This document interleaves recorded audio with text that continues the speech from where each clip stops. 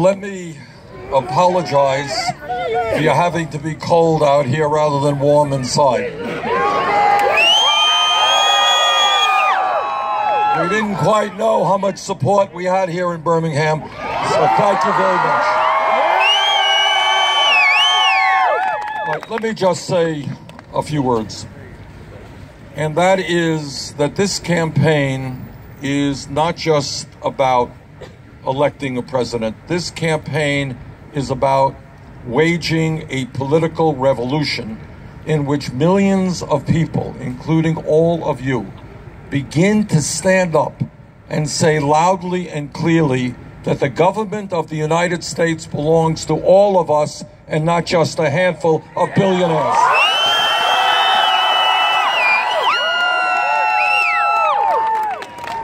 We are the wealthiest country in the history of the world, but most people don't know that because almost all of the wealth and all of the income is going to the top 1%.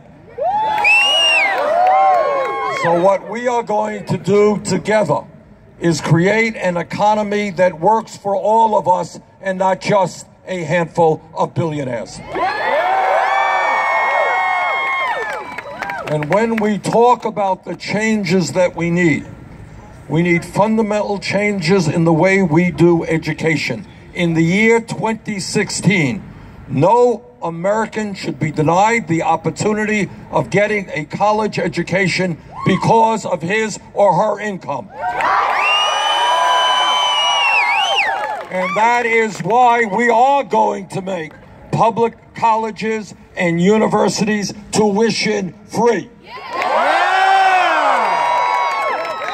And for those of you who are dealing with high levels of student debt, we're going to lower interest rates on that student debt.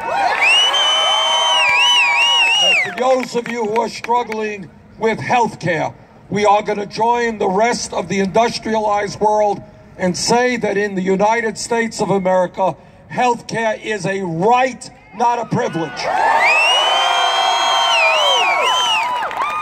And together, in Alabama, in Vermont, all over this country, we are going to put an end to institutional racism.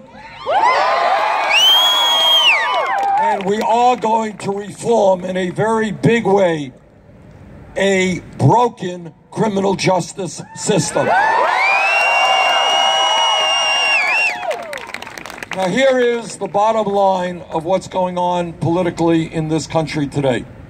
The people who run the country assume that many of you, young people, people of color, are not going to vote. And when you don't vote, that vacuum is filled by big money interests who are spending huge amounts of money on super PACs. The truth of the matter is we can bring about profound change in this country, but the only way we do it is when people become mobilized, when people begin to stand up and fight back. Now, I know, we got problems in my state, that's for sure. We got problems in every state in this country. But here in states like Alabama, you can play an historic role, taking on the reactionaries, taking on the folks who protect big money at the expense of children and hungry people.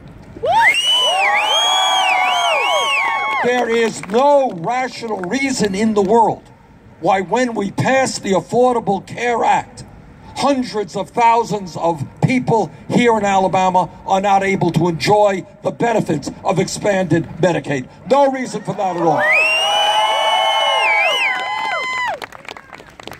So we have got a lot of work in front of us.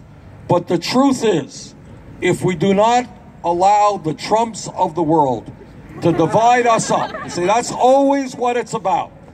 With their mentalities, they want to divide black and white and gay and straight, people born in America, people not born in America, men and women, you name it. Divide, divide, divide. Our job is to unite, unite, unite, bring people together.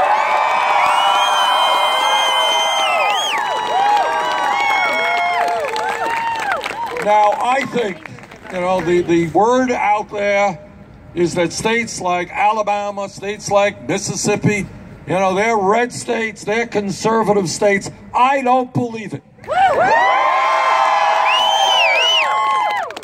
And they don't believe it because they're making it harder for people to vote. They're afraid of something.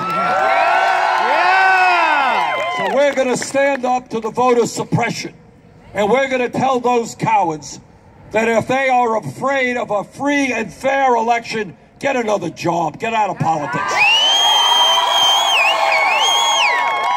So let's get registered to vote. Let's get our friends registered to vote.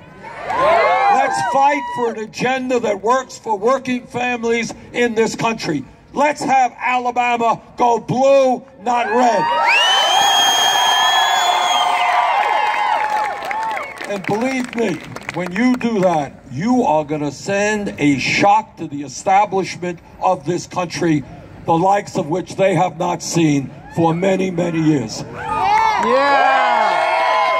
thank you all very much for coming out on this day, the day we honor one of the great Americans in the history of this country, a man whose roots and work was here in Alabama, Dr. Martin Luther King Jr.